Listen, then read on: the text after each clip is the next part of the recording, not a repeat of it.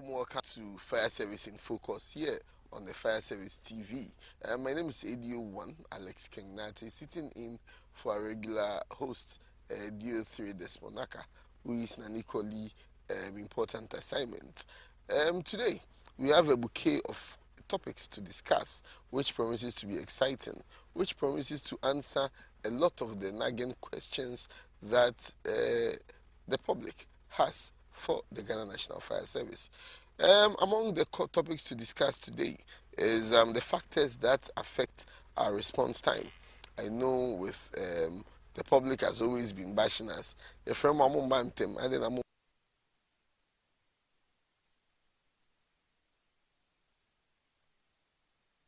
So our preparedness for the rainy season. We've experienced a lot of rains. We've experienced a lot of rains and its associated effects on the good people of Ghana. Again, recruitments come. It's been a very worrying situation, and with all these key questions, it's important to have a key person who will be able to answer and give us the much needed clarity on issues like this. So it's my honor again to have no other person than my own boss, the Director of Public Relations, ACF1, Timothy Osafofum. Sir, I salute you, sir. My pleasure. Thank you for coming, and thank you for. I'm sure as you're here, all our questions will be answered. Just like in the olden days, they said when you're going to church and you see a white man, you've seen God. So now that we've seen our boss, we know that all the questions are answered already. So, sir, let's delve into the question. So, why do we delay? The public want to know. Why do we delay? Right. We do not delay. But as I keep on saying, it is because we have not molded our towns and cities very well to support the efficiency of the fire service. When a call is placed, within 1 minute, the fire tender must move out of the station. And so if you delay, you will be radioed to find out why you are delaying. And so no fire tender will delay in responding to emergencies. However, there are factors that mitigate against us. One of the factors is the fact that our fire stations are wide apart, and therefore the distance of travel from a station to an incident scene becomes longer. And the longer the distance, the longer it takes to get to the incident scene. And so management has put in place measures to ensure that at least we get fire stations in between the existing ones to reduce the response time. Then also appliances are being sought. For example, we are looking forward to receiving rapid intervention vehicles. Now these vehicles are to be positioned at vantage points so that immediately there is an incident, these vehicles, even though smaller, will get to the incident scene quicker than the fire tender. And therefore, if they get there and there is the need for the backup, that is the fire tender itself, then the fire tender will move in. Doing this will help us to respond more quickly than we have at present. Then also, mostly in our big cities, you know, traffic is a problem, and therefore, in moving, you need to follow traffic if other users are not giving you way. And per the way some of our roads are designed, sometimes you don't blame the other road users. If, for instance, the traffic is red, and you don't have a policeman to, let's say, beckon them to move so that the emergency appliance can also follow, then you are stuck until they move. If they don't move, they can't create space for the emergency appliances to also move. And so traffic is also a factor here. Then also in recent times, you realize that most of our roads are very terrible. And if the roads have potholes, you don't expect the fire tender to be hitting the potholes, and be moving. You have to slow down and cross the potholes before you can move. So that is another factor that is working against the quick response of the emergency appliance. We also have other road users who deliberately not give access to the emergency appliances to pass. And our investigations have revealed that, most people abuse the siren. Those vehicles who are not supposed to use siren have put on siren. And therefore, when people hear the blaring of siren, they feel reluctant to give way. That is also a factor. And on this wise, I'll urge our sisters, the police, to ensure that those who are not supposed to use siren are taken off, so that people would then be very responsive when they hear the emergency sirens. Another factor that is working against our quick response is that sometimes you get to the communities and the access roads are blocked for social events, most especially for funerals. Now, this is not right, in the sense that even if a road is to be blocked, the laws that we work with indicates that whoever gave the access and the person who took the permit should inform the fire service. This is not being done, and therefore you see the fire tender moving, and when it gets to that scene, you have to find an alternate means. All of this increases the time within which we respond to incidents. And so authorities must take note and ensure that when permits are given, a copy is served to the fire service. Now, when fires occur, the more time you delay, the more the fire becomes intense, and therefore more things are destroyed. And so that is why if we are moving to a fire scene, we normally look for the shortest possible route to the incident scene. So if roads are blocked and we are not informed, we may think that the road is okay. We get there and we are stuck, and we have to turn and look for alternate routes getting to the scene. And so this is another factor that militates against our response getting to the incident scene on time. Sir, I chance upon people sometimes who ask us how prank calls, or even some of our friends in the media ask how prank calls affect our response time. Could that be a factor? Yes, like I indicated, fires don't wait when you cannot get through.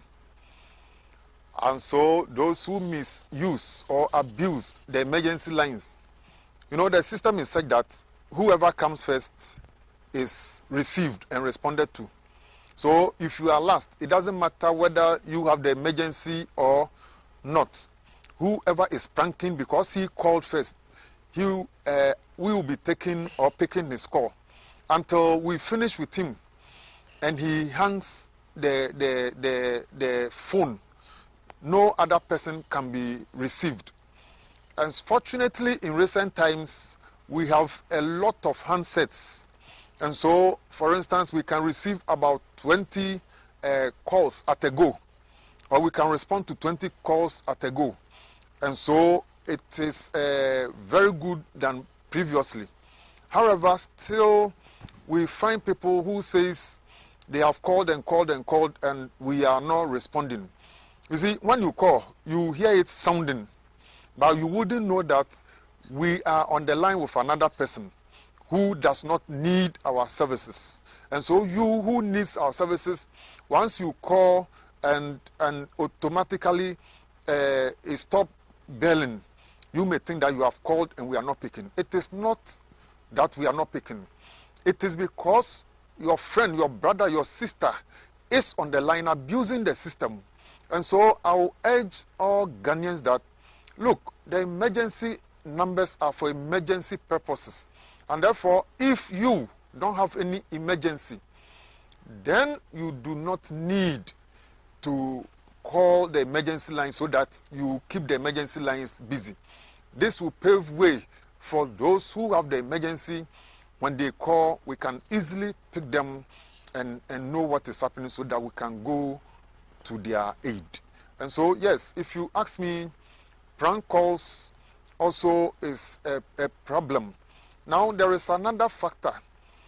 We advise that, look, you have to know your emergency lines, whether fire, police, or ambulance, so that whenever you need any of these services, you quickly call for us to come to your aid.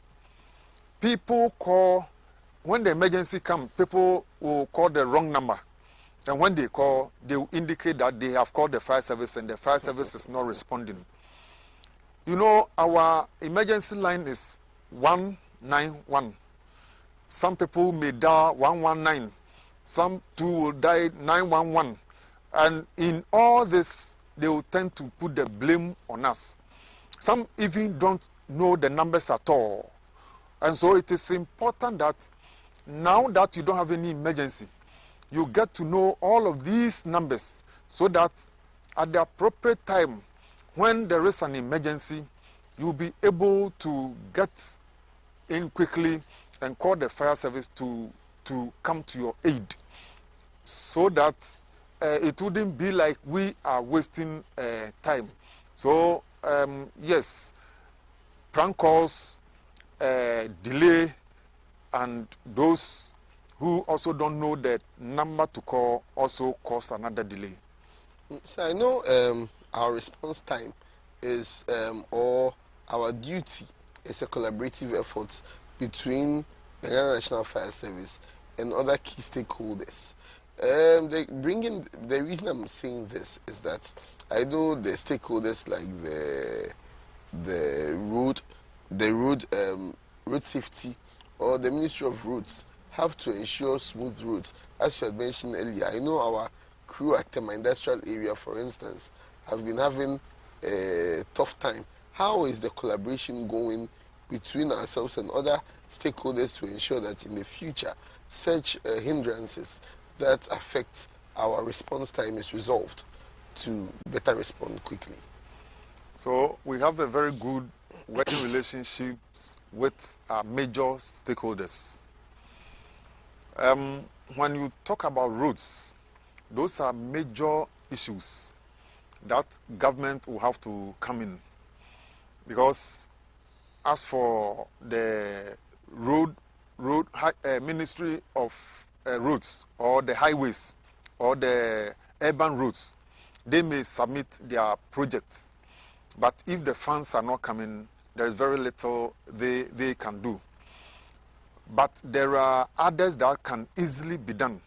And so with those ones, we have a very good relationship with our major stakeholders. And we have regular intervals. Anytime we have issues, we draw their attention to it and they are quickly resolved. One example that I will give you is that, you know, our major key stakeholder, the Ghana Water, they have challenge in the supply of water. But what we have arranged with them is that if there is any major incident anywhere, we quickly get in touch with them so that the water is diverted to where the emergency is. And this is one of the collaborations that we have strike with our major stakeholders. And so, yes, we work together and we continue to get improvement in that respect. Okay, so still on the topic of stakeholders, the general public that we serve are also a key stakeholder because obviously we are there to serve them. I know one of the challenges we have with the public as a stakeholder is their wrong address, the wrong address system. Moving forward, before we move to our next topic, moving forward, what do you think can be done or we should expect from the general public as stakeholders in helping us better respond to emergencies quickly? Now, I think, fortunately, we are digitalizing. Now, every household or every structure has a GPS address. And so we expect that everybody will know his GPS address, so that in the event of any emergency, you can give us the GPS address. That will quickly direct us to the location where the incident is. Now, outside that, we request that if you don't know the location of your home or the proper address leading to your home, you give us a landmark. For example, near the police station, near the Makola market, near the Presbyterian church. Once this one is done, we come directly to the Presbyterian church, and when we get there, we ask you to either meet us or send someone to meet us. So once we get there, someone is there to lead us to the incident scene. And so, in as much as it may be difficult to keep your GPS address, if that is difficult for you, give us a landmark in your area that can easily lead us to the scene of the incident, so that we will quickly get there.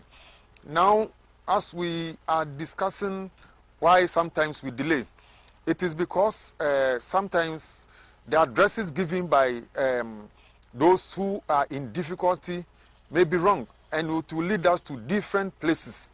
And so once you are expecting us in a certain location, we are also in a different location because you could not give us the right address. And so giving correct address when you report emergencies is very crucial to our operations. It is important that we get our addresses right. And as I have indicated, I'll reiterate it that if you cannot give accurate address, you give a landmark address that can lead us to that spot. Once we get to that spot, then you get somebody to lead us to the exact location of the incident. Thank you very much. So as rightfully said by the director, PR, it's a collaborative effort. I owe a responsibility, you owe a responsibility, everyone owes a responsibility, and that you should bear in mind that we never deliberately delay in responding to emergencies. We are there for you. So what's the essence of delaying? Sir, so we'll move to our next important topic. We've all experienced rains. We've seen a lot of videos about how devastating the rains are in this period.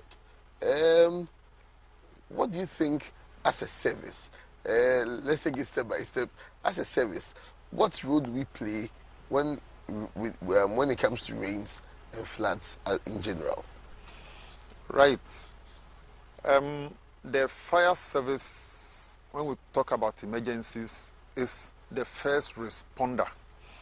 When we say first responders, it means at every emergency scene, we are the first to respond. We have collaborating agencies as well.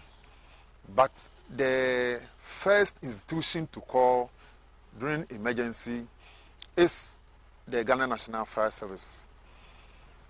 It's unfortunate people do call other agencies when there is an emergency. When that happens, it only delays our response time. So when there is flood in your area, the appropriate agency to call is the fire service. And the fire service is ready, prepared with personnel to respond to such emergencies and take you out of the area that is flooded. Once you do that, we can assure all of you that all of us will be safe and no lives will be lost as a result of flooding. And I repeat, we have collaborating agencies, but please, the first agency to call during flooding is the Ghana National Fire Service. Yes, sir. So, as we rightfully said that we are the first responders. This is a very dicey area I'm going to, but I need to ask: are we resourced to embark on this mandate of us during rescue floods? So, if you say, are we resourced? No, we are not resourced. We are heavily under-resourced. Fortunately, with the fire service, even without boats to ferry on flooded area to get to areas to rescue, we have other means of doing our rescue. So is it like what we are seeing in the video showing right now, where the officers are using lines and ropes to navigate the way to help school children through? Is that one of the ways you attribute it? Yes. The lines are a major tool that the fire service use when it comes to flooding. No other agency can do this, with the exception of the fire service. And so we employ the use of these rope lines. We call it lines. We don't call them ropes. So we employ the use of these lines to ensure that people who are trapped as a result of flooding are brought out of the areas in which they are trapped to safer areas. So in spite of the fact that we cannot even boast of one boat for our rescue purposes, we employ the use of such materials as the lines to bring people out of the trap area. Another equipment that we employ is the use of ladder. You know, once again, it's only the fire service that uses ladder. And so these are some of the equipments we employ when it comes to rescue from water. I'll repeat that, yes, we are ill-resourced when it comes especially to rescue activities. But because the fireman is more or less a very resourceful person, where you don't even have it, you can find a replacement to do what is expected of you. We are always able to effect rescues successfully. Sir, so let me go a bit personal. As since you've been a regional commander to IC before, personally, do you recount any rescue your men or yourself have really had to deal with that was really grappling? So I do remember vividly, whilst I was in Tema, there is, I don't know whether it is called a tank, but there is a reservoir, a huge reservoir that has been covered. And that reservoir, I don't know what happened, and some boys who were taking care of goats fell into that reservoir. Unfortunately, the two of them died. But we were able to enter into that reservoir and bring out their bodies out.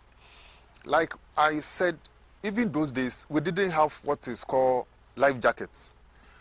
But we were able to go in there, dive into the water, bring the bodies out to, I won't say safety, because they were already dead.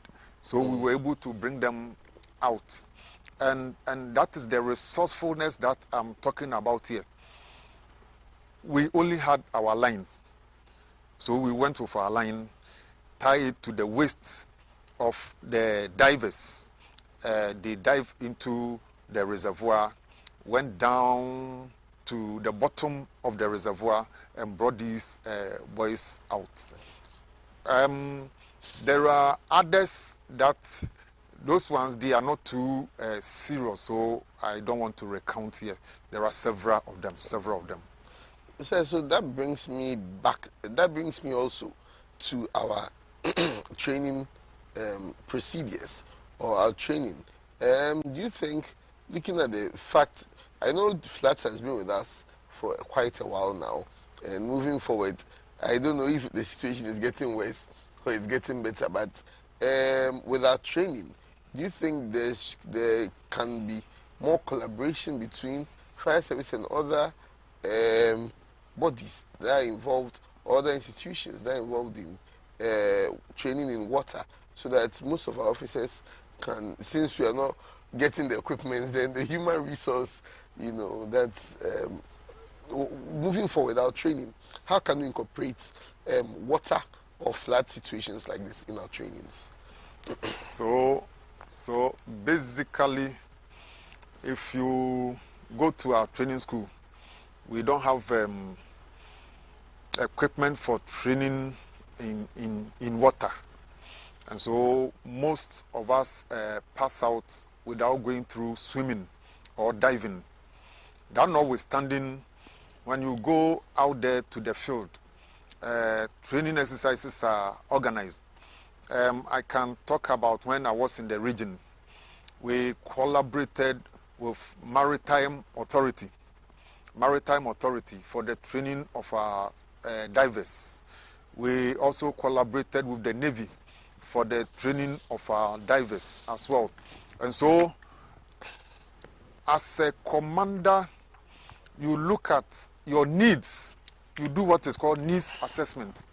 If in your region or in your district you are prone to floods, then you must train your personnel in that area, so that anytime there are floods, you are not caught wanted, but you have the resources to be able to effect these rescue exercises.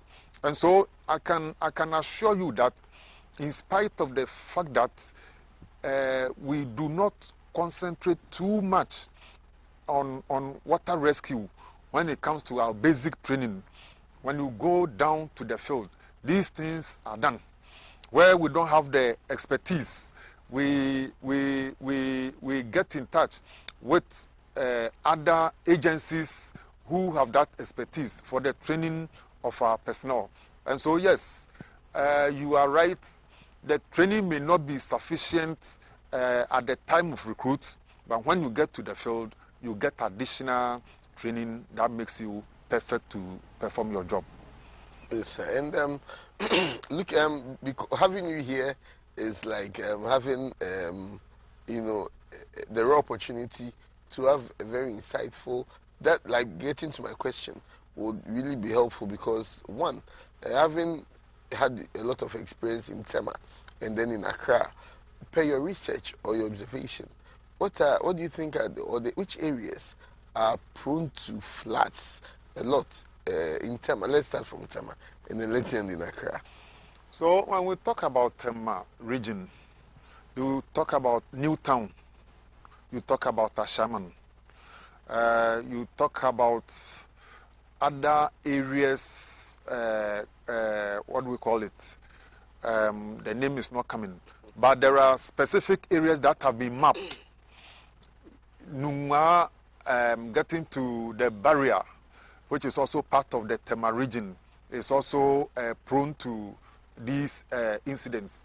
And so you, as a commander, you do what we call mapping of each of these emergencies that you face or disasters that are prone in your area. Then you devise solutions to these disasters that occur in your area. And so mapping is very important when it comes to emergency situations. Now, once mappings are done, then you do what we call scenarios. You create an imaginary sense, and that is what you use for your training. So those are a few areas in Tema. When we come to Accra, we, like I indicated, Nungwa is part, Teshi is part, Circle is part, and some few other areas that are very prone to flooding. All these areas have been mapped, and if there should be any flooding in such areas as we have entered into the rainy season, then we'll just move in there and effect the rescue for these people who are trapped in there. Thank you very much, sir. And to our viewers, please be reminded that we are streaming live on Facebook, Ghana National Fire Service, or at GNFS Official. We're on Twitter, we're on YouTube, and we're on X, so to speak. So please do send in your comments. We'll go for a quick break. When we come back, we'll continue this interesting conversation. We would allow call-ins, and then we'll read some of your messages that you sent through. Please join us after the break.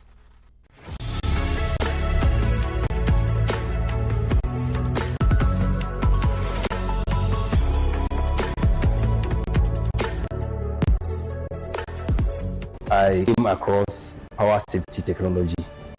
So I introduced into our residents, who are more than 4,000.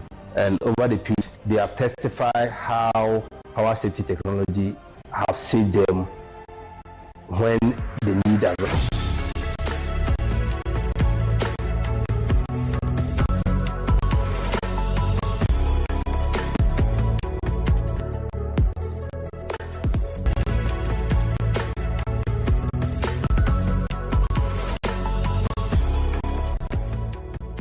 Power safety at home.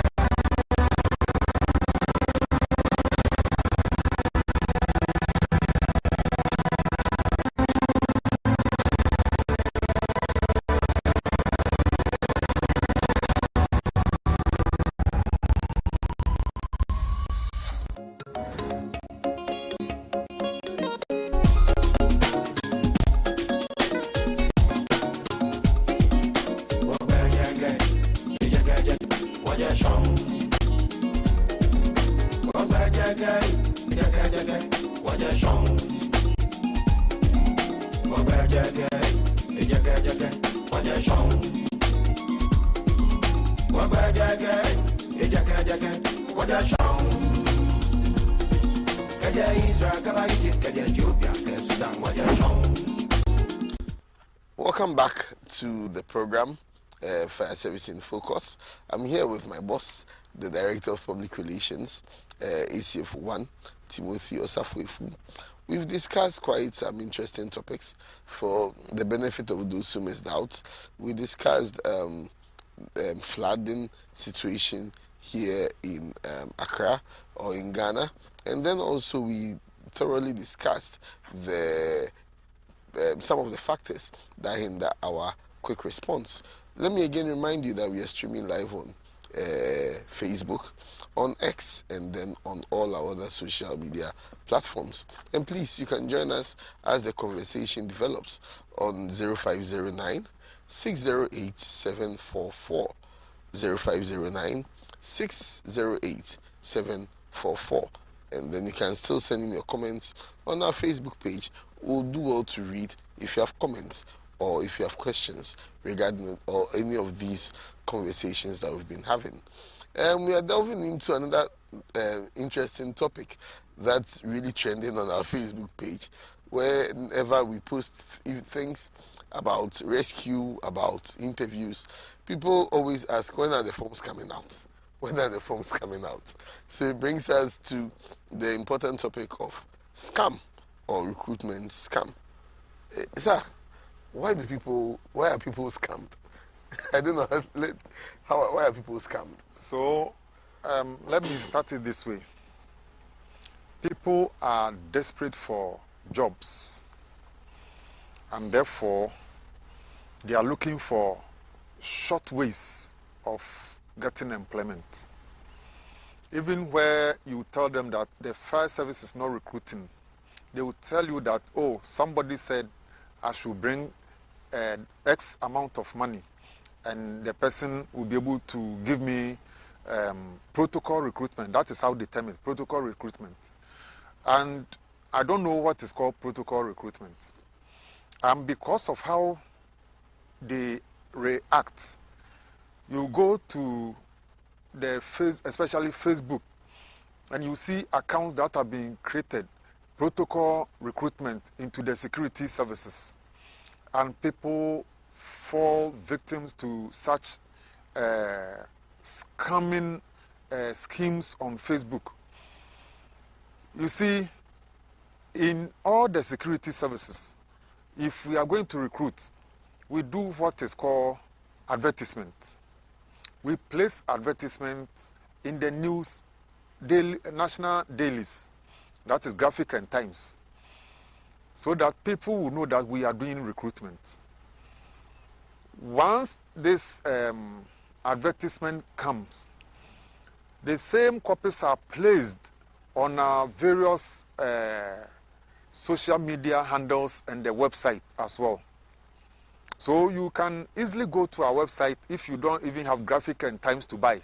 You can easily go to our website, find a copy there, read, and then know the processes and procedures that you have to pass through to get recruitment into our service. You see, you can't go into any corner and part away with money and think that that is the end. Sometimes people are scammed. I don't know why you have not seen the person's face and you are parting with huge sums of money. The moment the person takes your money, you cannot get the person again. And so my advice to our compatriots is that, look, if we are ready to recruit, we'll publicize, especially those on our Facebook page. You get a copy that is placed on our Facebook page, and this will be pinned so that as soon as you log into our page, you can just find it and read and know what are the processes and procedures that you have to pass through to get recruited into the service. Okay, sir. So sorry. So I'm thinking, it's bothering me to know that why is it so rampant now?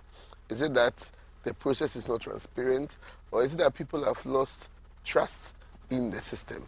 What could be the reason for this upsurge in the cases of scam? Like I indicated earlier, it is as a result of people eagerly looking for jobs. You know, now job opportunities are limited in the country. And so a lot of people feel that the best way of getting an employment in the country is through the security services.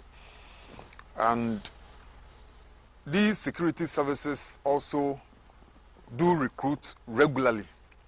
And so it has become a source of people banking their hopes in that, oh, as for here, if I go, the possibility of me getting a job is very high.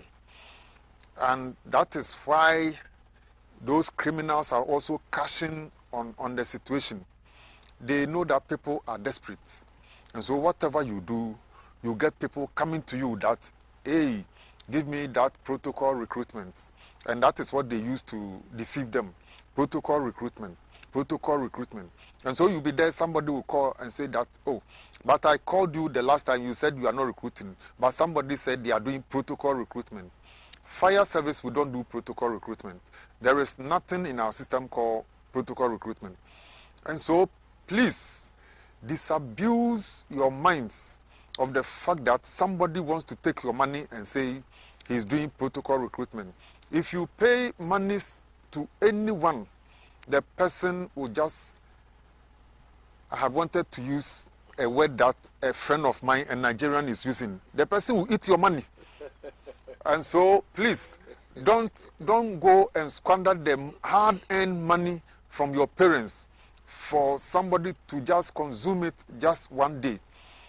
Just take your time. If you need employment into the Ghana National Fire Service, the time will come. We'll publicize this for everybody to know.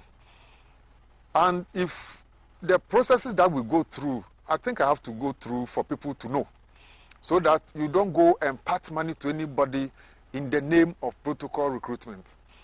You see, when we do the advertisement will tell you what are the steps to take to be recruited. And the first step is that you go to either a bank or the post office to purchase an e-voucher. So once that e-voucher is purchased, you go online to the Ghana National Fire Service website, www.gnfs.gov.gh.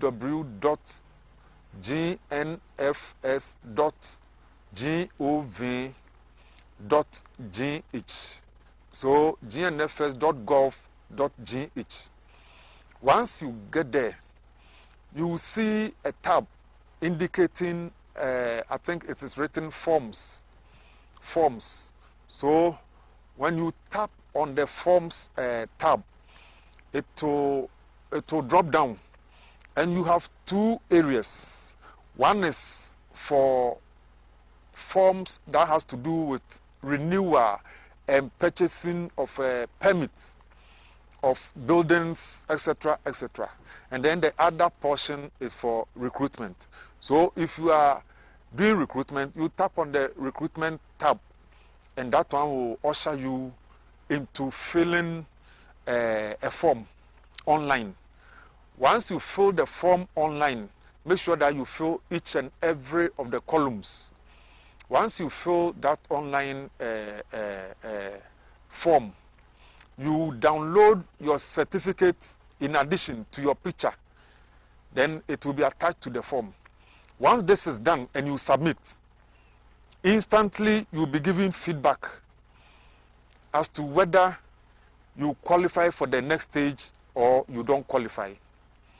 And then there is a printout that you have to print.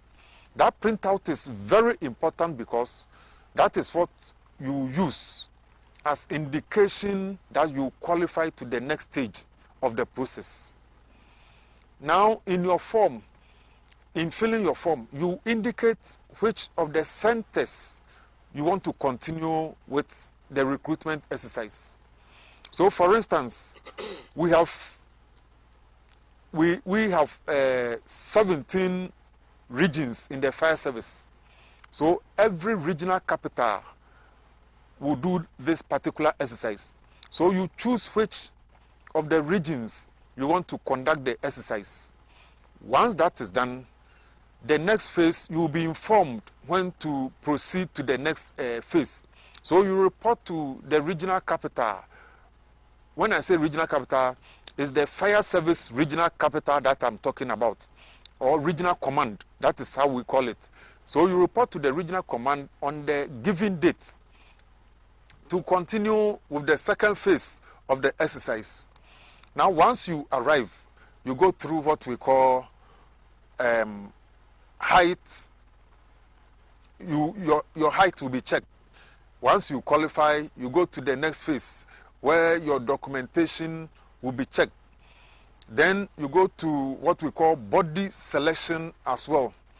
Then the last phase will be written exams. So once you pass the preliminary ones, you go to the written exams. You write an exam. Then the exam is marked. Those who passed are reached out to. That is, we call you on phone because you gave us all your details. And so in between, when you finish that exercise, the written exams, make sure that your phone does not go off. You don't turn off your phone, so that if you are successful and we call, we can easily get you for you to go through the next phase. Now, once you pass the exams and we reach out to you, you go through the last process, which is called medicals or medical examination. You will be told where to go and conduct your medical examination. Now, once the hospital submit its report and you are clean here means you are medically fit by fire service standards, then it means you have qualified finally to start your recruitment training. So you'll be given, once you qualify, you'll be given what is called appointment letter. The appointment letter comes with prospectus. So you have two things that you collect: your appointment letter and your prospectus. So the prospectus indicates to you what items you need for your training. So you buy all these items, and the appointed time you report to any of our training schools. We have 3 training schools, and so you report to any of them that you'll be asked to report to, so that you start your recruitment training. And this is the process that one will have to go through when you want to be recruited into the Ghana National Fire Service. Don't go into any corner and part with huge sums of money to somebody who ends up defrauding you, and you will not, one, you have lost your money, 2, you will also not get the job. And so why do you put yourself in such a stress? This is very, very insightful. It's been very detailed, as outlined by my boss, and I believe that if you followed the process as he had said, religiously, I don't think you should be able to fall for this scam. But sir, we've had reports. I'm sure your office and the chief's office had had reports of situations like this, and unfortunately, some of our officers themselves have been culprits.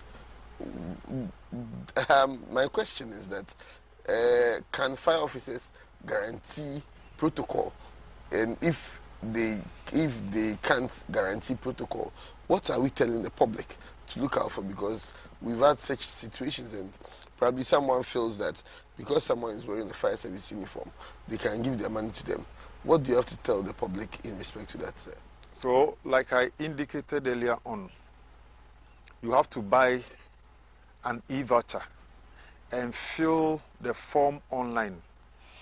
One, if you have not bought the e-voucher, if you have not filled the form, if you have not been invited, don't think that any fire officer can help you.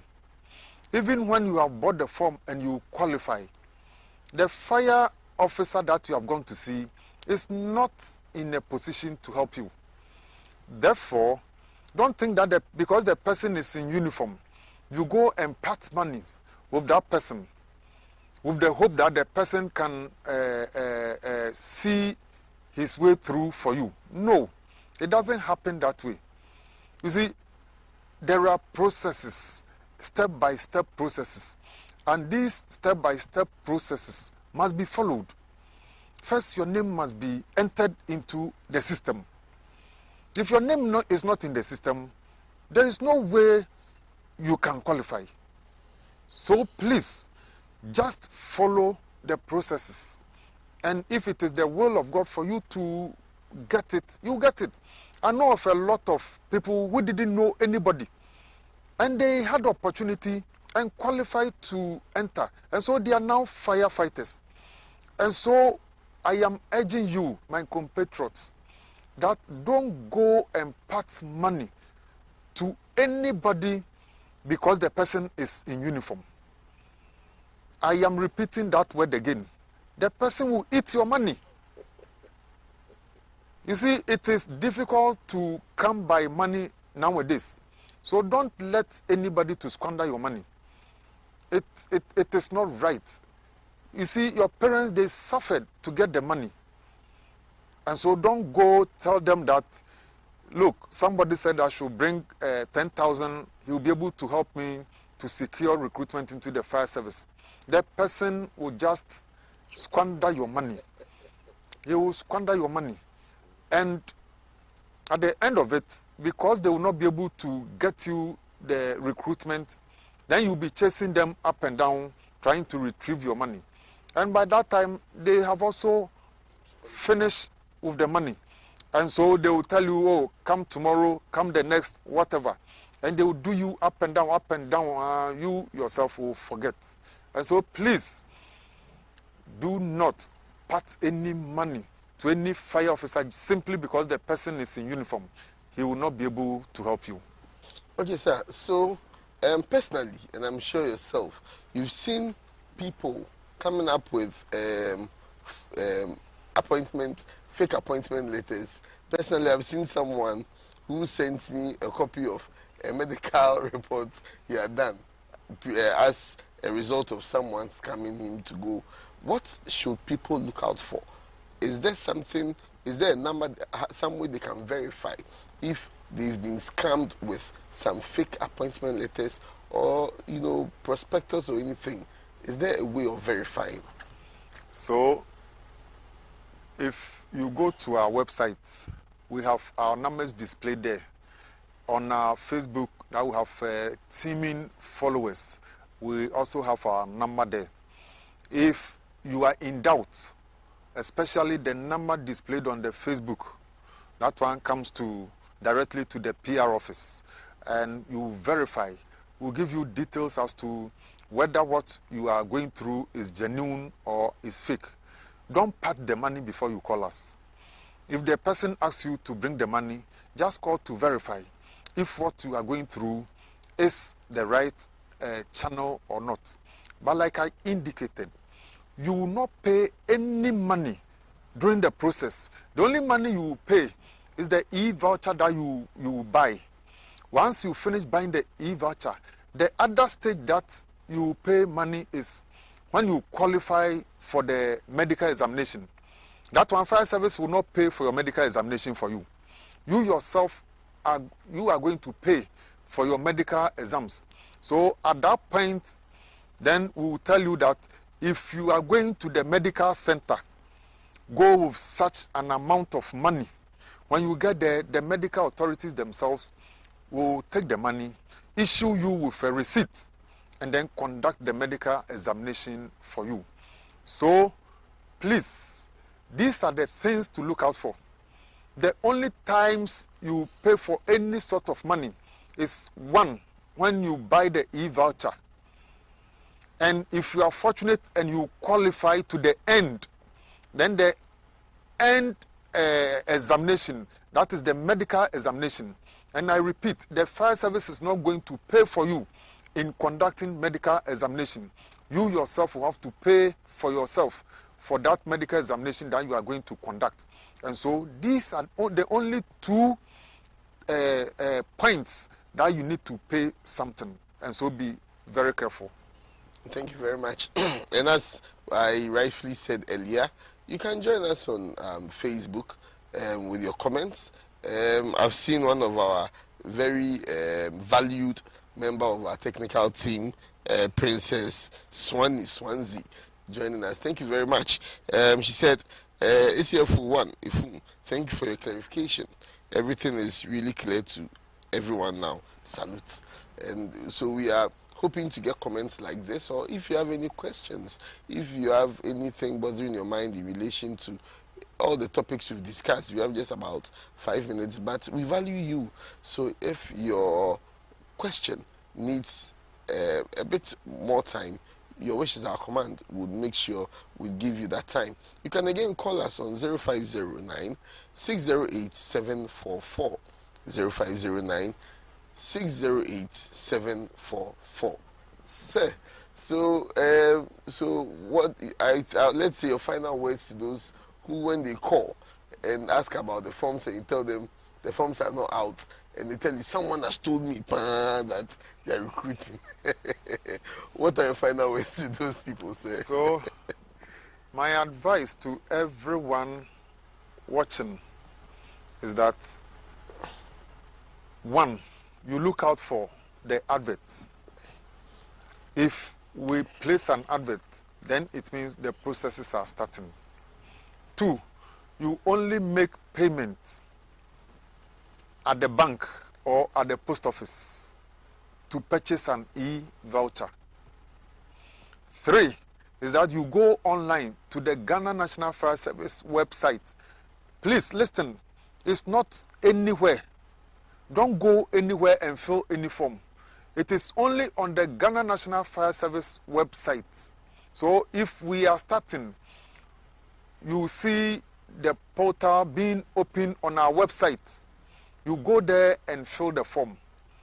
don't go to any other site to fill any other form. It's a scam. The only place you can go when we start is on the Ghana National Fire Service website. That I indicated that it is www.gnfs.gov.gh. So www.gnfs.gov.gh. That is the only site that you can go and fill your form if we should start. Once you do this and your name is entered into the system, then the rest of the processes continue. So if you have not done all of these, please don't go and part money to anybody, whether the person is a uniformed person or is a civilian or somebody you don't even know who is hiding behind the internet and taking your money for what we call protocol recruitment. That one, be rest assured that your money is going the wrong way.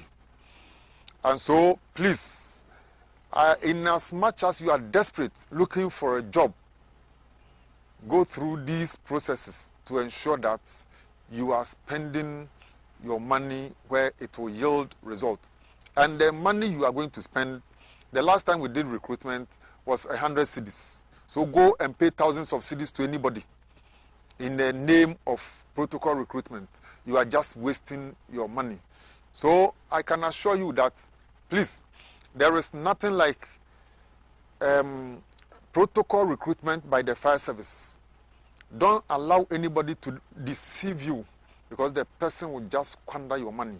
And at the end of it, you cannot trace the person again. Yes, sir. So it's, I won't say unfortunate, but it's interesting that now that we're about to close, I have some two quick questions that I'd want to sneak into you and see how we can answer that within a short period. So from Saibu Mohammed, he's asking which month the forms will be out, and then Prince Entry is also asking, can degree holders apply too? Okay, so let me start from the degree holders. Yes, no matter your qualification, we even pick medical doctors because we have hospitals and clinics that these officers come and man for us. So no matter the degree that you are holding, you can apply when the time is due. Now, as to when the forms are coming out, we have not, and I repeat, we have not received the go-ahead from government. We have written requesting for the clearance to do recruitment. But as I speak to you now, there is no clearance given for us to do the recruitment. And so let us all take our time. Once the clearance comes, as I indicated to you, we'll go through the processes by first publishing for you to know that we are doing recruitment. Then you go to our portal and our website, enter the portal, and then continue with the processes. Thank you very much, sir. And so let me quickly add this, that we are aware of some of the fake websites that people are propagating as recruitment portals. My boss has clearly outlined it so many times that of our website. Please, we've seen one, www.joingnfs.funacgh.com. Please, it's a big scam. We've also seen some on TikTok and other platforms. They show videos, and then when you ask, oh, when are the forms coming, then they'll say DM, contact me. GNFS legitimate page will never say contact me or DM.